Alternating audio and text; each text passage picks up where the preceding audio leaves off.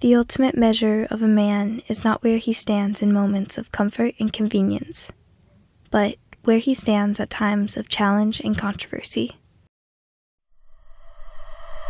Starting in the 1930s, relations between the U.S. government and the Japanese Empire began to deteriorate. The Japanese were trying to expand their territory in order to improve their economic situation. The U.S. began putting embargoes against the Japanese Empire to stop further expansion. America, in this time, was already preparing for the possibility of war. This led to the growing demand for Japanese Americans with a strong knowledge of Japanese culture. Unfortunately, there are very few people that had these skills in America. In November of 1941, the U.S. government created a military intelligence service language school, and their graduates would get sent off into war with training as linguists. The military intelligence service played a significant part in many of the victories during World War II. In addition to saving the lives of many Americans during the war, they also played a critical role in helping rebuild Japan during the U.S. occupation. Despite both internal and external conflicts, these soldiers refused to compromise their allegiance to America. These men eventually faced tremendous challenges and conflicts. December 7th, 1941. A date which will live in infamy. Japan had launched their attack on Pearl Harbor.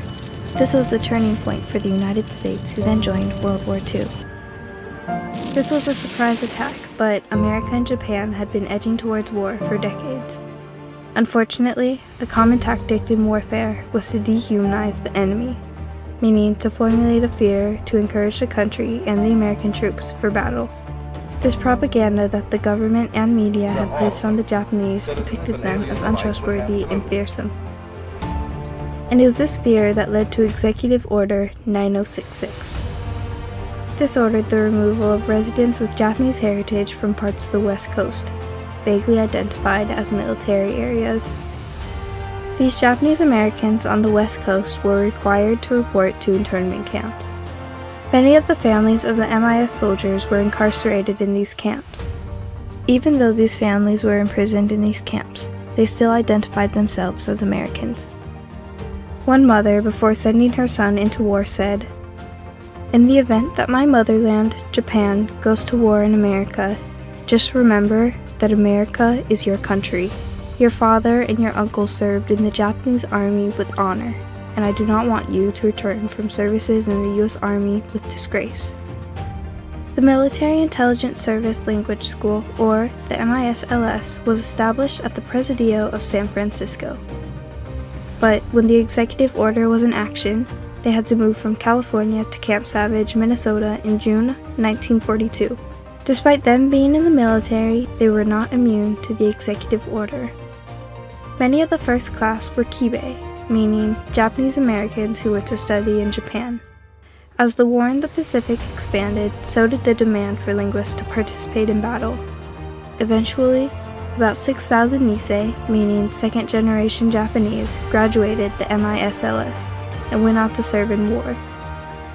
By the time the first class of MISLS students had graduated, Japan's Imperial Army had already taken over many islands in the Pacific, along with China and Southeast Asia. The Military Intelligence Service played a significant part in many of the victories during World War II. The MIS's job in war was to translate. They translated many diaries and documents, radio intercepts, and other communications coming from Japan. Many of the documents that they had translated held tactical information that furthered the chances of success for America in the Pacific War. Some campaigns the MIS served in were the Aleutian and Solomon Island invasions, the drive through New Guinea and the Philippines, and the Central Pacific invasions of Majuro, Saipan, and Guam. Some of their accomplishments were the reopening of the Burma Road to China and the discovery of the entire inventory of Japanese ordnance. Another important aspect of them serving was that they interrogated the prisoners of war. POW interrogation was critical to the success of war because once knowing their military strategy, fighting back would become easier. However, while attempting to save civilians, the MIS needed to avoid being captured. Japan would pay up to $20,000 for the capture of these Nisei linguists. In April of 1945, one of the most dangerous tasks of the MIS was to communicate with the Okinawan citizens hidden in the caves. The Japanese soldiers had convinced many of these people that it was better to commit suicide than to be tortured and mutilated by the Americans. But the MIS was able to convince many of the Okinawan people to come out of the caves and surrender, and identify the Japanese soldiers hiding within them. Another challenge the MIS soldiers faced was being mistaken as an enemy by the American soldiers. They often needed American bodyguards to remain with them. At first, many people were a bit skeptical about the Nisei linguists, but after seeing the success of the MIS, it helped convince the U.S. Department of War to organize the all-Japanese American unit, the 442nd Regimental Combat Team. General Douglas MacArthur even said, "Never in military history did any army know so much about the enemy prior to actual engagement." On August 6, 1945, America dropped the world's first atomic bomb on Hiroshima, followed by another bomb in Nagasaki 3 days later, on August 9th. When Japan announced the surrender on August 15th, the MIS interpreted the ceremonies and translated the documents. America accepted their unconditional surrender, but as part of the conditions, Japan's Imperial Army was restricted. In addition to saving the lives of many Americans during the war, they also played a critical role in helping rebuild Japan during the U.S. occupation. The war had ended and most units went back to America to get congratulated and to get recognition. You Americans of Japanese descent have a right to be proud. But the MIS had orders to serve in the U.S. occupation of Japan. The occupation of Japan helped transition the nation into a democracy. The MIS was one of the first groups of Americans that witnessed the atomic effects of the bombs. During this occupation, the MIS went back to Japan and helped restore cities that were damaged by the war, and helped shape the post-war culture in Japan. The MIS soldiers helped the US soldiers and the Japanese people to work together. Their work after the war was crucial when building a better relationship with Japan. Because of the highly classified nature of their work, the success and accomplishments of the MIS were unknown for many years after the war. After serving, they were ordered not to disclose details of their services during World War II. It wasn't till 1972 when the Freedom of Information Act was passed, making it so the public can access federal agency records. In April of 2000, over 50 years after the war, the Military Intelligence Service was rewarded with a Presidential Unit Citation.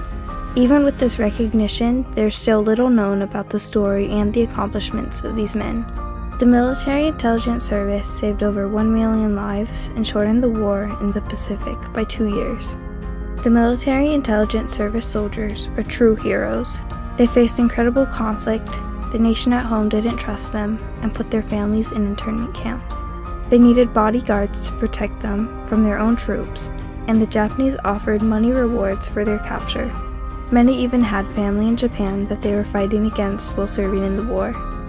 Despite both internal and external conflicts, these soldiers refused to compromise their allegiance to America. The legacy of the MIS veterans is very important because of the values, the Japanese values that they tried to follow. Gaman, kiri, own responsibility, faithfulness, endurance, stick-to-itiveness. They honored their family and their country. Even though their heroic deeds were unknown for most of these soldiers' lives, their story will be told for generations to come. Through the challenge and controversy these men experienced, they have shown how they measure. The Military Intelligence Service are the unsung heroes of the Pacific.